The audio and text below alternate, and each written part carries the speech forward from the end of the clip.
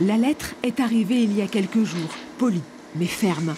Par courrier, vous a été proposé un contrat de fourniture de lait de vache. Sauf erreur de notre part, vous n'avez pas accepté cette offre. Nous vous informons qu'au-delà du 31 mars, nous n'accepterons plus de nouvelles signatures.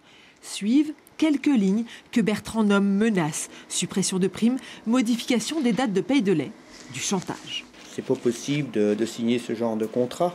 C'est un contrat qui est dans un sens. Il est toujours pour l'industriel. Et on oublie quand même une chose de très importante, c'est que l'éleveur, il fait partie de la filière agricole. Et quand les industriels disent qu'il faut préserver la filière agricole et que la filière lait a de l'avenir, elle aura de l'avenir qu'avec le producteur qui fournit la matière première. Ces contrats, décidés l'an dernier par le gouvernement, devaient garantir l'avenir de la filière. Mais en les rédigeant, les industriels comme Lactalis ont oublié un tout petit détail. Dans ces contrats, il n'y a pas de prix. On parle de volume, on parle de la durée du contrat, aux alentours de 5 ans.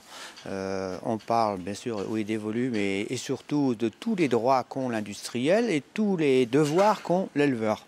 Et le prix, on l'ignore.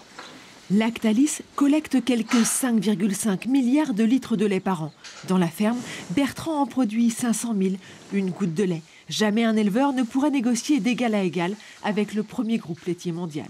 Il faut voir quelle pression aura ce producteur s'il signe individuellement son contrat par rapport à un géant comme Lactalis. C'est vraiment une goutte d'eau dans l'océan, comme on dit, quoi. Donc à lui de réfléchir.